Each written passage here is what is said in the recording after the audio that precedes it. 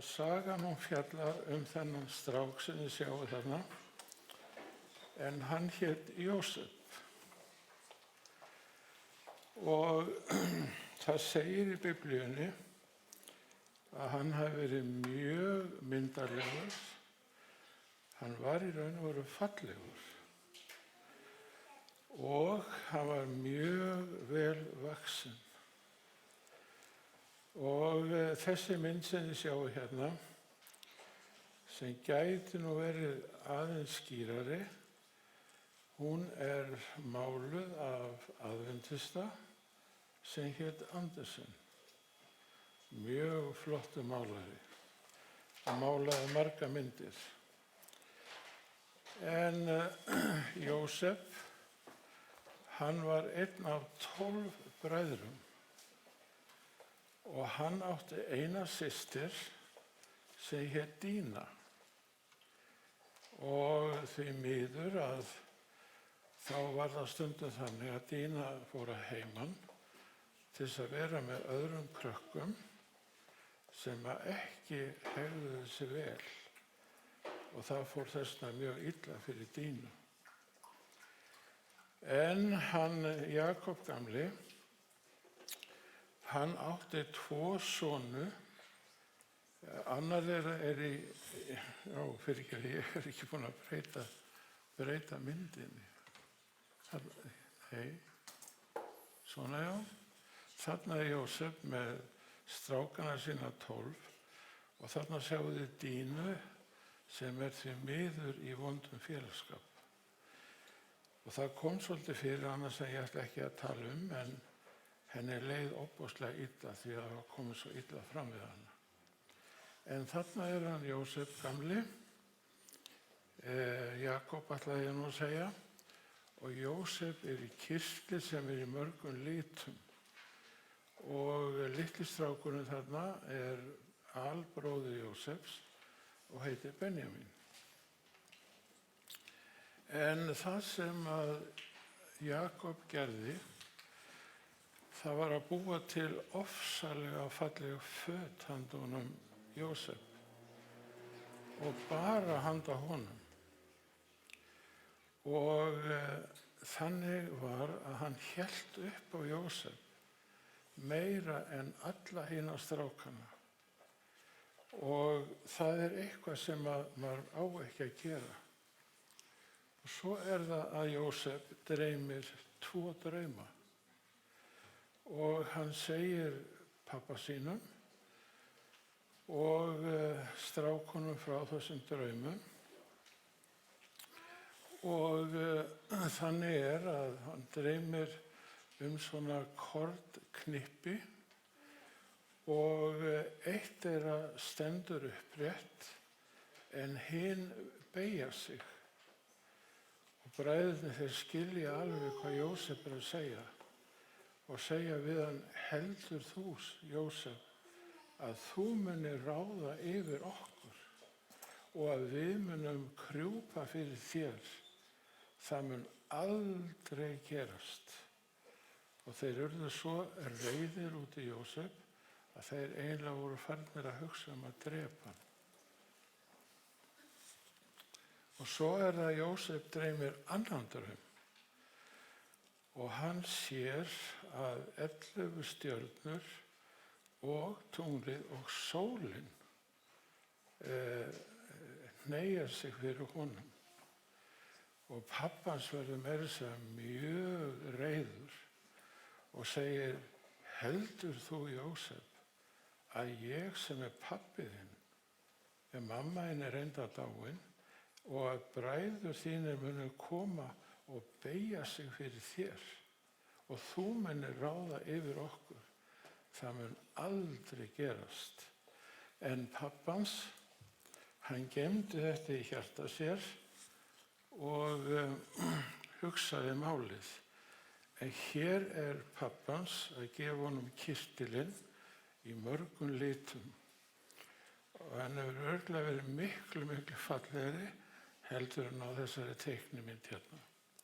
En sjáu þið bræður hans, þeir eru grimmir í framan og ofboðslega reiðir og þeir ætla sér að fara illa með Jósef. Og þá það dag einn að pabbi Jósefs, Jakob, segir við hann: ég vil að þú farir og hittir bræður þína þar sem þeir eru að passa kindur. Jósef þurfti nefnilega ekki að passa kindur. Hann mátti vera heima og hafa það bara eins og honum sýndist. Og það þoldu bræðurnir ekki, að hann skuldi ekki líka passa kindurnar. En Jakob sendir Jósef til að gá hvernig bræðurnir hafa það. Og þegar þeir sjá að Jósef kemur, þá segja þeir: þarna kemur sko drauma maðurinn. Og nú skulum við, og takinu eftir krakkar, þeir sögðu meira að segja: nú drepum við hann. Við skulum bara drepa hann. Og þá það að Rúben segir: nei, við gerum það ekki. Rúben var elsti bróðirinn og hann sagði: hérna stór gryfja og við skulum bara henda honum ofan í gryfjuna. Og það sem að Rúben ætlaði að gera var að fara í burtu og koma aftur þegar bræðurnir væri ekki þarna og taka hann upp úr gryfjunni og senda hann heim aftur til pabba. En það hefur verið alveg hræðilegt fyrir Jósef að vera hentur ofan í þessa gryfju. Og við vitum ekki hvað hún var djúp, en hugsaðu ykkur engu að síður að fara ofan í holu sem þú getur ekki farið upp úr og það ekkert vatn í holunni og það engin matur. Og Jósef hélt að hann myndi deyja í holunni. En meðan að Rúben í burtu, að þá koma þarna menn sem eru kaupmenn. Og þeir eru Ismaelítar og Mídjanítar. En vitið þið það að langafi þeirra var líka langafi Jósefs. Þannig að þetta voru í raun og veru bræður Jósefs sem voru komnir til þess að kaupa hann. Eins og ég sagði í upphafi, Jósef var mjög fallegur og mjög vel vaxinn, þannig að það var ekkert mál að selja hann í Egyptalandi, en Ismaelítarnir og Mídjanítarnir, þeir voru á leiðinni til Egyptalands. Og hérna eru þeir að borga fyrir það að kaupa Jósef. Og Jósef, hann var alveg ofboðslega hræddur. Skulum sjá, ég veit ekki af hverju þessar myndir eru komnar. Hann var ofboðslega hræddur og hann vissi það að það yrði ekki farið vel með hann ef hann væri þræll á Egyptalandi. Og hann bað bræður sínar með tárin í augunum að senda sig ekki sem þræl til Egyptalands. En þeir voru svo fullir af hatri og öfund að þeir hlustuðu ekki á hann og ákváðu bara að senda hann í burtu.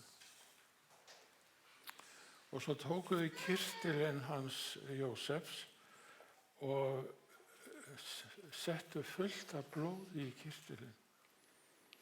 Því að þeir ætluðu að ljúga að pabba sínum að eitthvað óarga dýr, sennilega ljón, því að það voru ljón á þessum tímum í Palestínu, hefði drepið hann.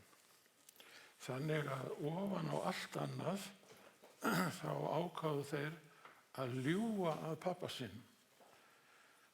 Og pabbi þeirra, hann var ofboðslega sorgmæddur yfir því að þeir skyldu ljúga honum. Og þeir reyndu að hugga hann dag eftir dag eftir dag eftir dag. En Jakob, hann var svo sorgmæddur yfir því að óarga dýr hefði drepið og étið son sinn. Það var ekki hægt að hugga hann. Hann gat bara ekki verið innan fólk. og grét mikið. Hérna flott mynd af Jakob þar sem að bræðurnir koma og hugsaðu ykkur, þeir eru að ljúga að pappa sinn. Og þeir eru að ljúga því að óarga dýr hefði drepið hann og étið hann. Hugsaðu ykkur hvernig pappanum hefur liðið. Hún hlýtur að liða alveg hræðilega illa. Eitt nú að deyja en að vera bitinn og étinn af óarga dýr. Það svolítið ógeðslegt. En Jósef situr hérna annarkvort á Östni eða Úlfalda og hann bara 17 ára gamall. Og í staðinn fyrir að reiðast út í Guð og segja við Guð, af hverju verndaðir þú mig ekki? Af hverju passaðir þú mig ekki? Af hverju léstu bræður mín að fara svona með mig? Guð, hvar varstu og hvar ertu? Ég skil ekki þetta. Svona hefði Jósef getað hugsað. En það sem að Jósef hugsaði á leiðinni til Egyptalands, alveg sama hvað kemur fyrir mig. Ég ætla að vera Guðs barn. Ég ætla að tilheyra Guði. Ég ætla að trúa á hann og treysta honum alveg sama hvað kemur fyrir. Hugsaðu ykkur, hann bara 17 ára gamall. Og hann hafði ekki hugmynd hvað væri í vændum. Og svo kemur hann hérna á Þrælatorgið í Egyptalandi og hann auðvitað keyptur dýru verði. Og sá sem að kaupir hann heitir Pótifar og hann á nógan pening og hann borgar örugglega mjög háa upphæð fyrir hann af því að Jósef var ungur, 17 ára gamall. Hann var mjög fallegur og mjög vel vaxinn. Þannig að það var örugglega borgað vel fyrir hann. En það svo skrítið að þegar að Jósef fer að vinna fyrir Pótifar, að þá hann svo duglegur og gerir allt svo vel að Pótifar segir við hann, ég ætla að setja þig yfir allt húsið mitt. Þú mátt stjórna öllu því sem ég á, öllum peningunum mínum og öllum þjónunum mínum. Og vitið af hverju hann sagði þetta? Af því að Pótifar, þó hann væri heiðingi, þá sá hann að Guð var með Jósef. Og Guð blessaði Jósef og Guð blessaði allt heimili Pótifars af því að Guð var með Jósef. Já, Jósef var fallegur, hann var ungur og velvaxinn. Og meðan að Pótifar var í burtu, þá sagði kona Pótifars við Jósef, komdu og kysstu mig. Og Jósef sagði, nei, ég geri það ekki. En dag eftir dag kom kona Pótifars og sagði við Jósef, æ, Jósef, komdu nú og kysstu mig. Nei, sagði Jósef, þú ert kona húsbónda míns og ég mun ekki kyssa þig aldrei. Og þá það eitt sinn, þegar hún að suða í Jósef, að hún rífur af honum kyrtilinn. Og því að Jósef hann bara hljóp út því að hún ætlaði sér að rjúka á hann og faðma hann og kyssa hann og helst að fara með hann upp í rúm. En Jósef sagði, nei, aldrei mér sama hvað gerist, ég geri það ekki. Og þá það að Pótifar kemur heim og hún lýgur því að Pótifar að Jósef hafi ætlað að kyssa hana. Og hér ég með kistilinn hans sem sönnun þess að hann reyndi meira sig að fara upp í rúmi með mér. En svo hljóp hann í burtu. En hérna kistillinn sem sannar það að hann reyndi að kyssa mig. Ef Pótifar hefði trúað henni, þá hefði hann drepið Jósef. En hann vissi að Jósef var saklaus. En hann varð að gera eitthvað fyrir konuna sína, svo hún ekki til skammar. Þannig að hann setti Jósef í fangelsi. Í mjög dimmt fangelsi. Og þangað fer Jósef. Og Jósef hefði getað hugsað einu sinni en Guð, ég gerði allt sem rétt var. Hvar varstu þegar ég sagði nei við konu Pótifars? Þú veist að ég vildi ekki kyssa hana, alls ekki. Og þú veist að hún reif af mér kistilinn og hún laug að Pótifar. Og svo ég komin í fangelsi, Guð. Hvað að? Hvar ertu? Af hverju ertu ekki einhverstaðar að hjálpa mér? Og það merkilega á sér stað í fangelsinu sem segir mikið Jósef.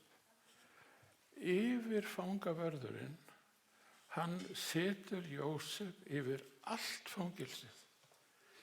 Og hann meira lætur hann hafa lyklana að fangelsinu. Og Jósef, hann hefði getað strokið. En hann sagði, ég fekk dóm og ég ætla að virða dóminn. Og af hverju setti yfir fangavörðurinn Jósef yfir alla?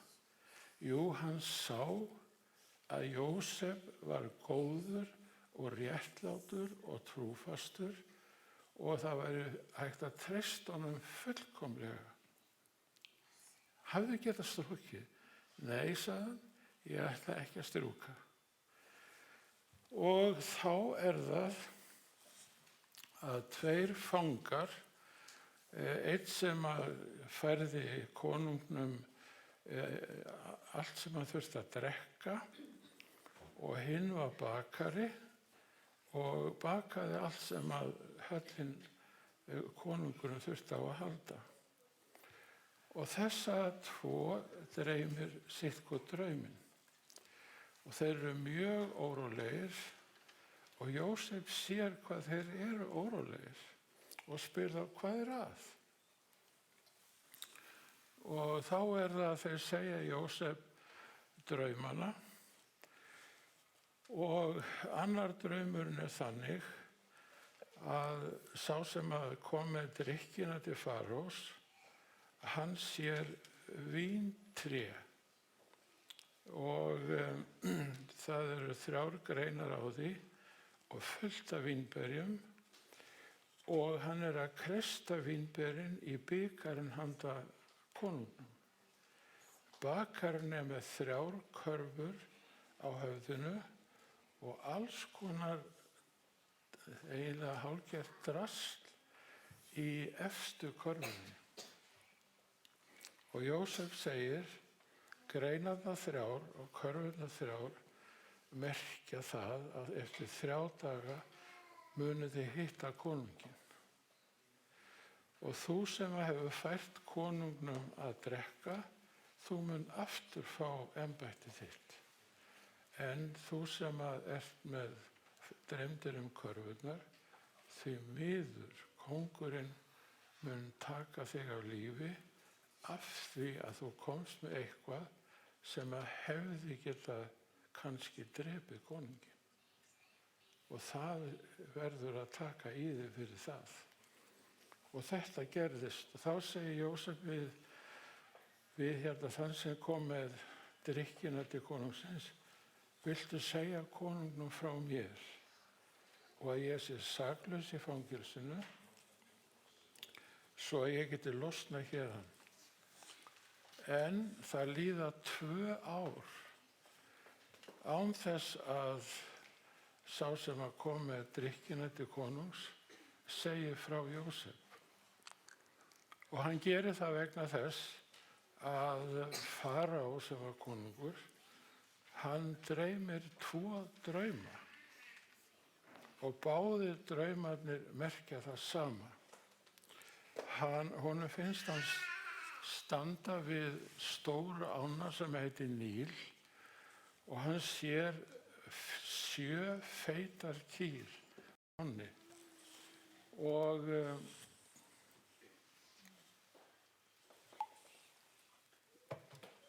á eftir þeim koma 7 grindhoraðar kýr og horuðu kýrnar, þær éta feitu kýrnar en þær verða ekkert feitar fyrir það. Og þá það að sá sem kom með drykkina til konungs man eftir Jósef því að spekingarnir í Egyptalandi gátu ekki ráðið draumana. Og þá Jósef látinn koma fyrir konunginn og Jósef kominn með skegg og sítt hár, þannig að áður en hann getur komið fram fyrir konunginn þá verður að klippa hárið og raka skeggið því að Egyptarnir voru ekki með skegg. Og Jósef hafði aldrei farið inn í höll á ævi sinni, en núna á hann að fara inn í alveg ofsalega flotta höll. Og hann kemur þarna og hittir konunginn og segir honum hvað draumarnir þýða. Og hann segir, feitu kýrnar merkja það að það kemur góðæri, það að segja það mun vaxa mjög mikið korn í 7 ár. En svo koma önnur 7 ár og þá mun ekkert korn vaxa. Og þessna þarftu að uppskera korn í 7 ár og setja í stórar hlöður. Því að það komu 7 ár þar sem ekkert korn til. Og hann segir við konunginn að bæði draumurinn kýrnar og kornið, þær merkja það sama. Og þá það að konungurinn setur Jósef yfir allt landið. Og takt eftir því að höfuðbúnaður Jósefs, hann mjög einfaldur. Því að hann vildi ekki hafa á enninu þar sem að Faraó hafði á enninu. Hann hafði kóbraslöngu og hrægam og skeggi sem hann hafði, það var sporðdreki sem þýðir falsbámaður og hann vildi ekki nota þessa hjáguði. Þannig að Jósef hafði ekkert annað á enninu.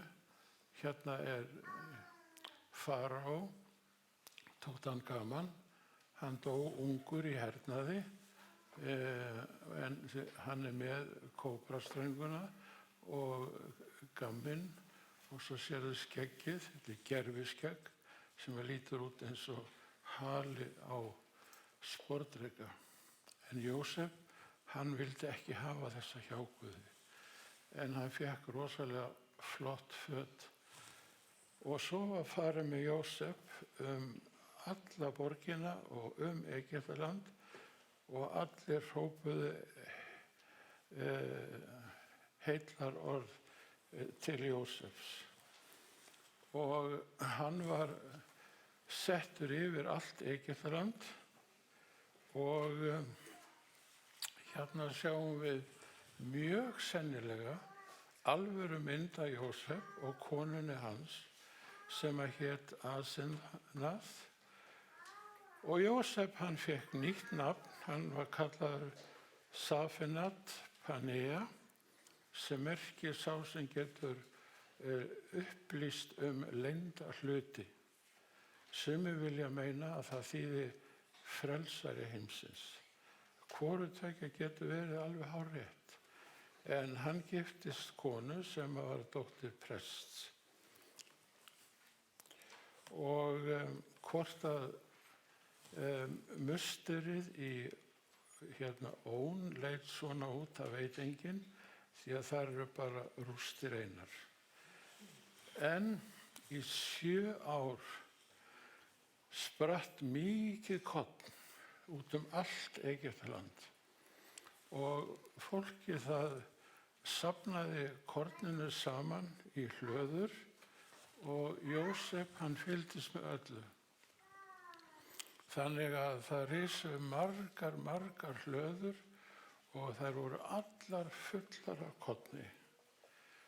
Og fólk kom allstaðar að til þess að biðja Jósef korn því að það var mikið hungur út allt. Og þá það að bræður Jósefs koma í heimsókn og þeir þekkja ekki Jósef af því að hann klæddur eins og Egyptarnir voru klæddir.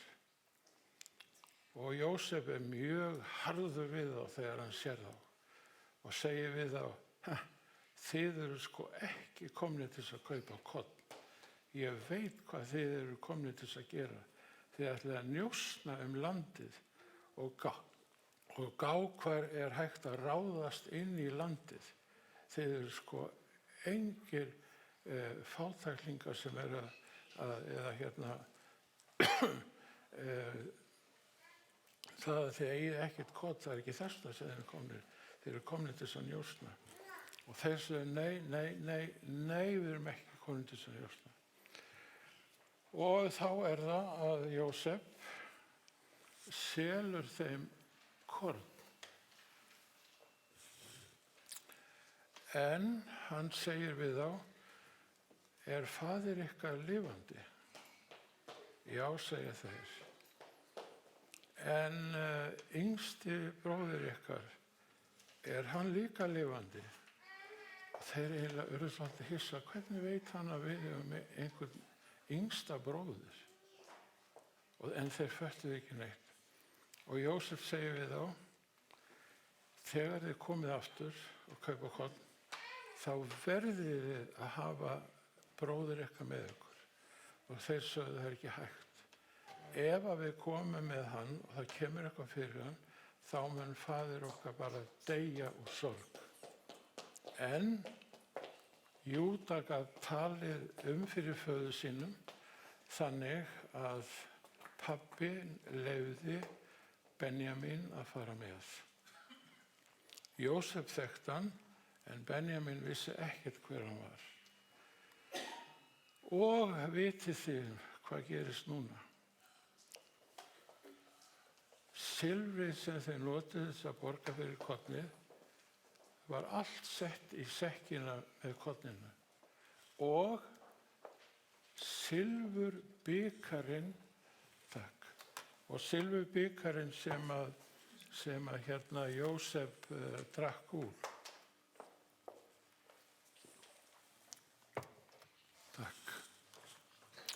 Og Jósef sendi hermenn sína á eftir þeim og þeir leituðu í öllum pokunum með kornin í og fundu silfurbikarinn hans Jósef hjá Benjamín. Og bræðurnir, þeir urðu svo hræddir að þeir vissu ekkert hvað þeir ættu að segja. Og þeir vissu það að ef þeir færu aftur til Faraós, eða réttar sagt til Jósefs, með bikarinn og með silfrið, þá myndi Jósef láta drepa Benjamín. Og þegar þeir koma aftur í höllina til Jósef, að skulum sjá, hvað ég? Já, Við erum búin að sjá þessa með bikarinn og þá það að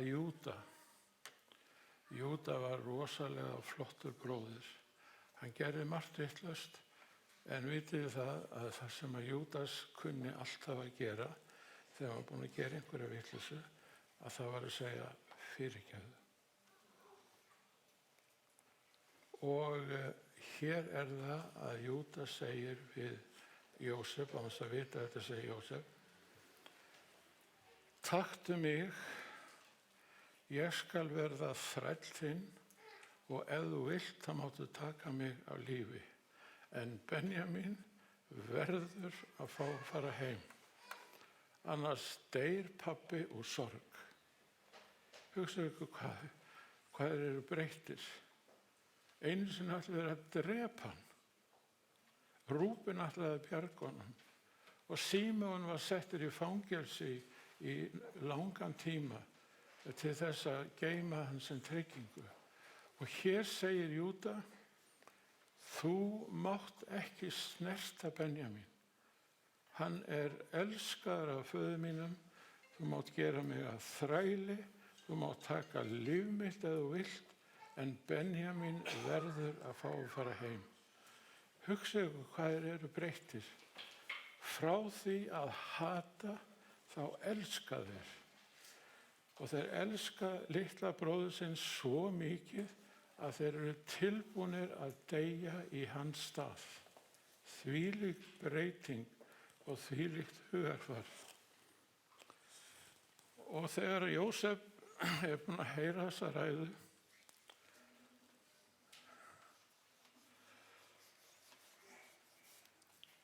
þá gat hann ekki þagað lengur. Hann fór að gráta.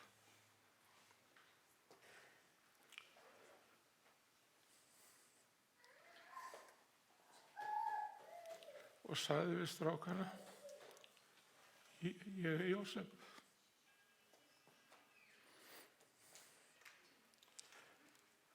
Ég bróðir ykkar.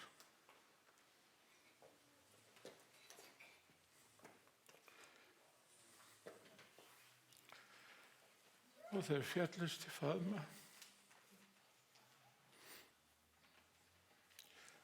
Og þeir grétu allir svo mikið að það heyrðist langa leiðir fyrir utan herbergið.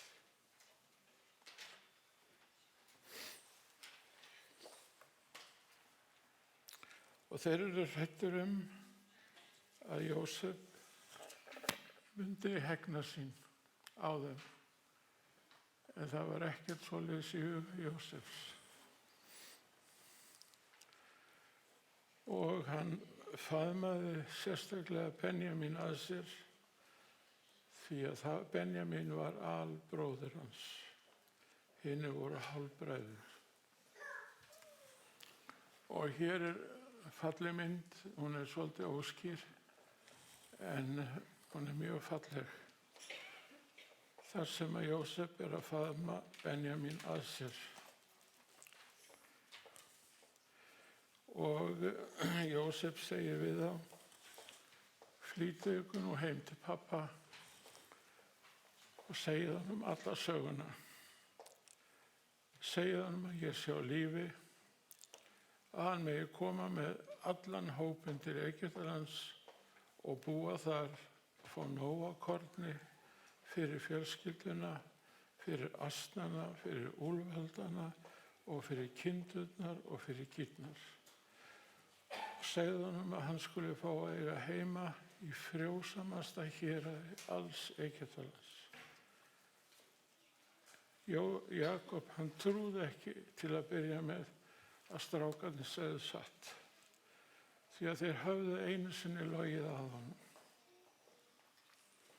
En Jósef fór á móti pappa sínum í vagninu sínum og hann hafði sendt vagna. Já, takk. Ég komið með svona, takk fyrir, ég komið með svona ónýta rödd sem að heyrist illa. Og hér er það að Jósef tekur á móti pappa sínum sem að er 130 og eitthvað ára gamall, á eftir að lifa í 17 ár. Og hér faðmast þeir og kyssast.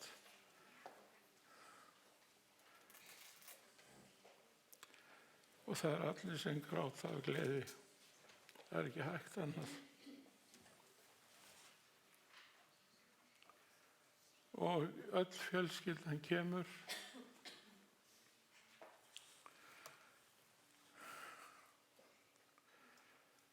Þetta gat Jósef ekki ímynda sér að myndi gerast þegar hann var 17 ára gamall og seldi sem þræll til Egyptalands. En hann fól sig Guði, hann treysti Guði og Guð blessaði hann og allt Egyptaland og allt Kanansland og alla fjölskyldu Jósefs. Vinir, við getum treyst Guði af því að hann elskar okkur. Amen.